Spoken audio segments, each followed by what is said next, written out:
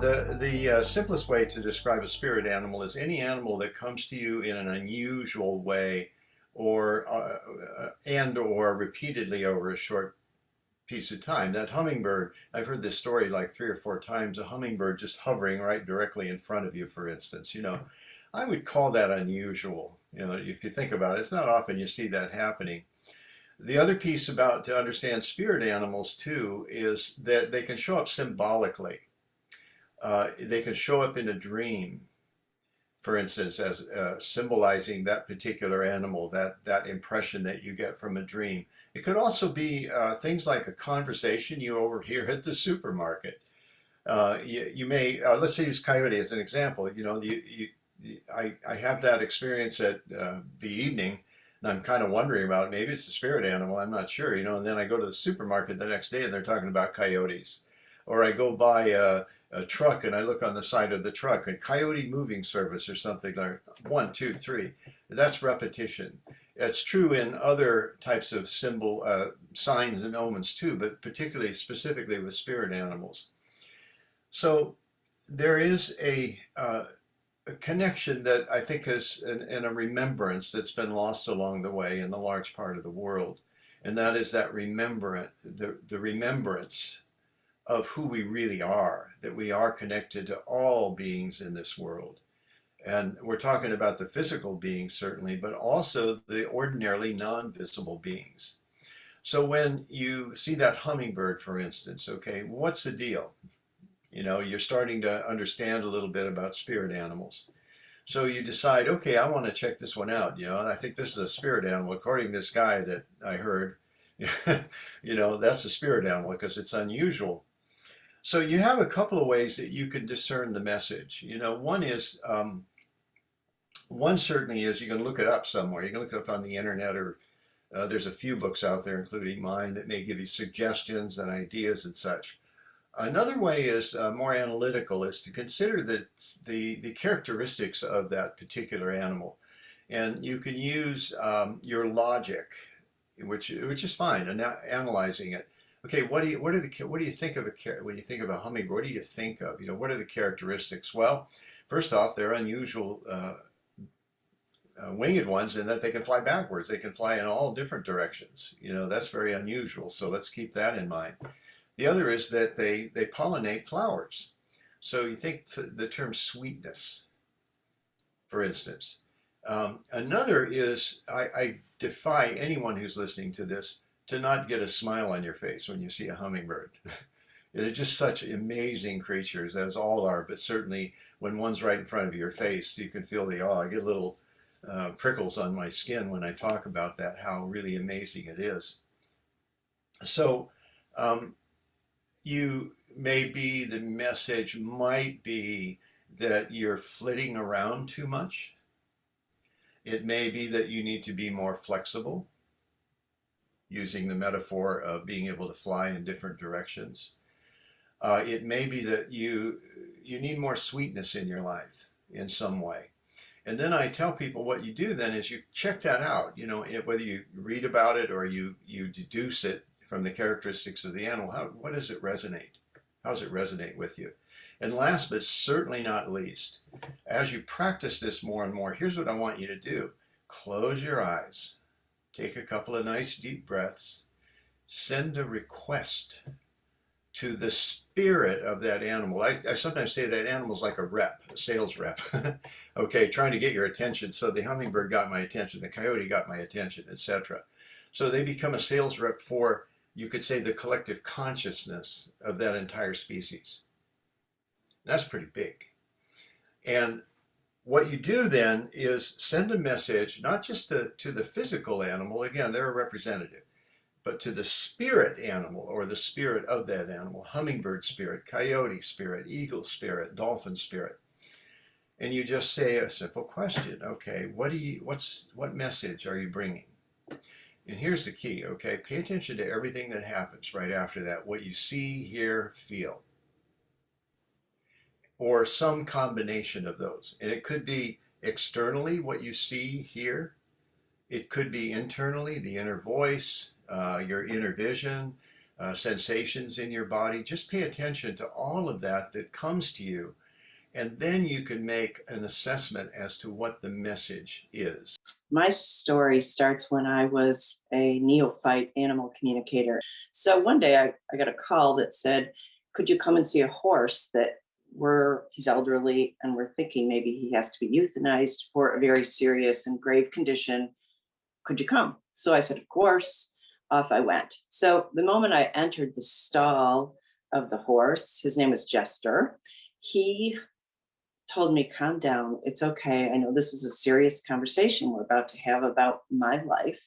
And you just have to realize that you're okay and you can do this, because he recognized that I was fearful of getting it wrong, because they really wanted to know if I thought Chester wanted to be euthanized. So I felt, I don't know, a weighing of his life in my hands, and whether or not the accuracy of my message, what if I got it wrong? Kind of a big deal, right? So Chester said, you're not going to get this wrong. This is all I want you to do. I want you to calm down, and I want you to tell them that you took it for the girl. And I said, you took it for the girl? He said, yes, I took it for the girl. That's the message. So I turned around and there were people crying in the stall, the vet, the trainer, the person that owned the horse, the woman. And I said, well, Chester said he's fine with this and that he took it for the girl. So when I said that, I felt kind of foolish because I didn't know what it meant. And it seemed a little nonsensical. And everyone just gasped when I said it. It turns out that the horse had a tumor on his leg. It looked almost like a large cantaloupe. It was big. And the girl was a young woman that had been his lifelong companion, who nearly died of a brain tumor. And mysteriously and miraculously, this brain tumor, like a year and a half before this happened, had shrunk on the girl, and she returned to normal health and went back to college. So Chester said, I'm old and I'm going to take this for her so that she can live on, and thank them for helping me, because yes, I'd like to cross over. So it was quite a startling thing for everyone in the presence of this amazing animal to be so noble, for one thing, to say he took the cancer from the girl. I mean, but it was such a learning curve for me, because it taught me a lot about trusting the message that you get when you're trying to communicate with animals. Their ability is so much more sophisticated and on so many more senses than ours is. And so the message is to be trusted, and you yourself, as the messenger, need to trust yourself. So great to be here, and I'm honored to be a part of this book. My best friend had died. We grew up as sisters, and it was devastating. I really did not know how I could move on from that. Shortly after, I was walking over to watch sunrise, and I found this moth who was having trouble flying, and I realized that she had hurt one of her wings. This beautiful orange moth. I've never seen anything like it. And I felt almost like she was inviting me to pick her up and take her with me to the dock to watch the sunrise. So one of the most beautiful sunrises ever. And the message that I felt she was telling me is to make sure to stay connected with God and to be able to appreciate what life has to offer, such as the beauty of the sunrise. And then I decided to take her back home and nurse her until she was better so she could fly away. And I walked out to a screen porch that I had, and I placed her gently on the screen. And I decided to make some tea. When I came back out, there was this beautiful green lizard. And I decided to look it up because I've never seen anything like it. And lo and behold, one of his dietary supplements was moth. So in horror, I went out and I banged on the screen, and the lizard dropped the moth, and I made sure to protect her and put her in a place where I felt she was going to be safe. And I checked on her often, and she was fine. So the next day when I went to work, I felt safe enough to leave her. And all throughout the day, I was excited to go back home and listen to some messages that she might have for me. But when I got home, I saw her on the table, and I thought, yes, she survived. And when I looked closer, she was filled with ants.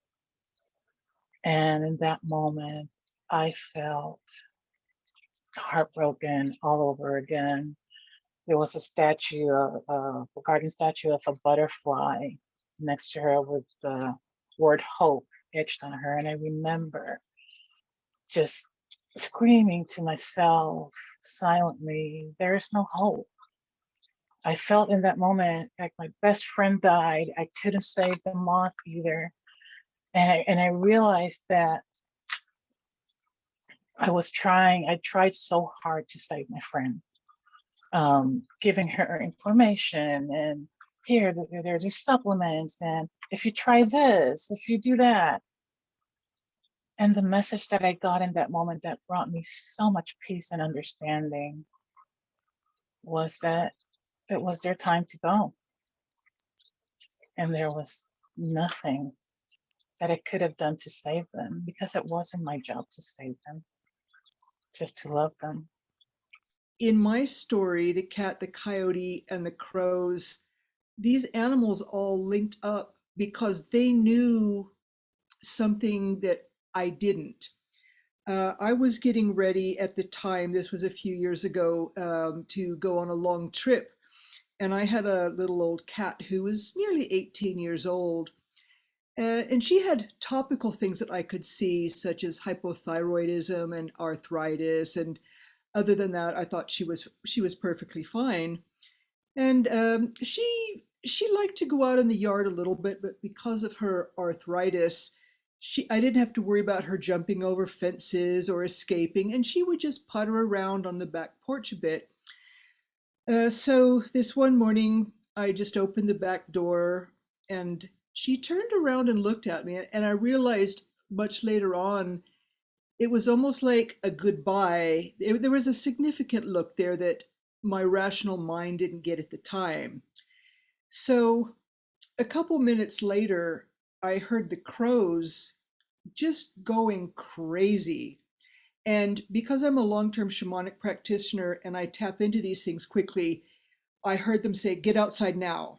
So I dropped everything and went out, and there was a coyote who had jumped over my fence and had my cat in its teeth. And this had all happened within about 20 seconds. It was that fast. And I just went ballistic. I kind of did my big mama thing, ran at the coyote, growling and screaming to scare it off. And it turned around and glared at me and dropped my cat, went back over the fence. And I took my cat to the emergency room and told them what had happened. And they told me that they could probably do surgery on her, reconnect the nerves. The coyote had bitten into the back of her neck and she had lost the use of her back legs. But they said, we'll have to keep her here for a few weeks. We can't guarantee that she'll be able to walk again. And I thought, well, I'm going to be leaving for Peru in a couple of days. I don't know if this is the right thing for her. So I told them to give me some x-rays so that I could assess what the best thing was for her. And lo and behold, she had quite a large tumor in her lungs. So with seeing that, I was able to let her go too, rather than trying to hold on and keep her alive by more artificial means. Even though I really had a very strong connection with animals throughout my life, it wasn't until that time that I really began to make the correlation between the signs and synchronicities with some of these animals showing up in my life and what that really meant. So when I was able to tie the animals showing up and their characteristics and then tying it back to things that were happening in my life, it became very clear that these animals, it just wasn't haphazard, right? These animals were showing up as guides and messengers. And so I embraced that and continue to embrace that as I move forward. And I began to learn as much as I could about spirit animals and animals in particular, right? And all the different characteristics they have and how that correlates to our lives. So I continue to go down that path. And I am continuing to broaden my connection with these animals. And I do that in a number of ways. One of which is getting out into nature, which is the simplest way to connect with the animals, being in their habitat and being able to study them and watch them and learn from them. And I also surround myself with their presence. So in my environment, I invite the animals in, not in the live form, even though I would love to do that, but they'd probably be happier in their own environment. But I do it via artwork. I do it via books, or if an animal were to leave a gift or a token for me, I certainly bring that in and honor that in my space. And I'm very happy to say that I have incorporated most of the things that Dr. Farmer talks about in the animals book, including I've explored animal communication. I definitely meditate on a daily basis and incorporate the animals into that. And I also drum and dance whenever I get the chance in honor of the animals. And one of the things that I've recently started incorporating on an annual basis is an animal tarot reading. And what that does for me is they utilize numerology in this reading. And so it gives me a foundation for the year moving forward. And they specify a certain animal each month that is kind of like my spirit animal, right? It's my totem. It's the strength and the characteristic that I need to turn to when I hit a bump in the road. And it also focuses on a certain animal that follows me throughout the entire year. And so I turn to those animals for strength and for reminding if they don't show up in my life in present human, animal, spirit form in any way. And so when I think back on my story with the wolves, what I love most about that story is it wasn't like a crazy, profound, in your face type of an experience. It was a very subtle yet profound experience.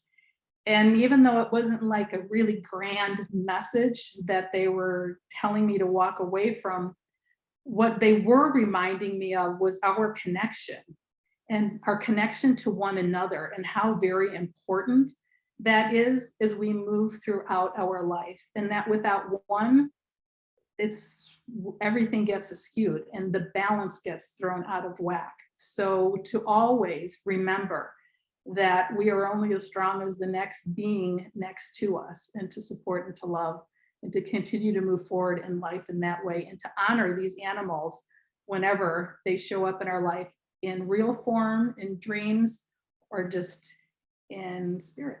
In the book, I was really excited to share the story that came through at a time in my life where I was questioning my own personal power and self-worth, self-esteem. That was something I was working on. And when my animal came through, the jaguar, it was a time for me to start using this beautiful dream and meditation that came through for me to actually question what the animal means. For example, every time I see an animal such as the jaguar, I consider what characteristics, what qualities, why is it showing up for me in my life? So many animals have done this for me. And when we question their aspects of them, such as the jaguar, you think of strength and power and how sleek it can be when it walks into a room. At least in my dream, it was a room. It gives you a thought, a question in your mind, or a chain association that you're thinking about, why is this showing up for me?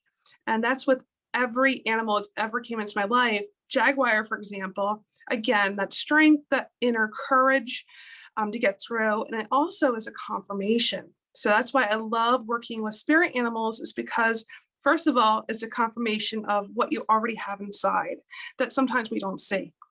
Second, it also helps you with your intuition. So every animal I've been working with, especially owls, they are, again, look at the animal, the qualities and traits. If we question, why is this animal repeatedly showing up for me in my life? I consider For example, if I just had this dream of Owl on a nice crystal, like iced branch, and I'm thinking, why is he showing up in a dream? And then he shows up for me when I open up a book to a random page. That's a message that he's trying to deliver to me to tell me I am on the right page of developing my intuition and listening to my heart. I decided to share my story because I really feel that I have a unique perspective on life and life after death. During my near-death experience, my soul actually left my body and returned to the realm that we call heaven. And when I crossed the bridge, I was met there by my horse, Sassy, who was already in spirit. So I decided truly to share this story because I want to offer hope and comfort to so many people that have lost beloved animals that they care for so deeply. And we grieve their loss for many years after they pass over. And I also want to validate the hope that we all hold that our animals go to heaven. And they do. They're there. They're waiting for us. And I also feel that as people, we hold this misconception that the veil between us and spirit is this great divide that needs to be traveled. And I want to remind people, or to tell people, that spirit is with us always, every minute of every day. And the animals that we love, their guidance is available to us. The only thing that really holds us back is our limiting belief. So I think it's an important reminder for people just to reach out, to connect to animals that are in spirit, and to believe that the messages and the guidance that they receive are true. My personal story about my mare Sassy coming back to me in spirit began after my near-death experience. I had gone into the hospital for a routine sinus surgery, had a reaction to the medication that they used, and I went into cardiac arrest. So I was sent home to recover. It was a very difficult, lengthy recovery. And I felt that I was at the weakest point in my life that I had ever been. And when I felt that I didn't have the strength to go on, my mare came to me for me to lean on. When I felt that I didn't have strength, she lent me her strength. When I was afraid, she stood guard over me, and she reminded me that I was resilient. She gave me her endurance. She gave me her strength. She offered me her resilience. And the impact that I hope that my story has on people that read it is that I really want people to recognize as well that you are all stronger than you think you are. You are all more resilient than you think you are. And even when you feel alone, you never truly are.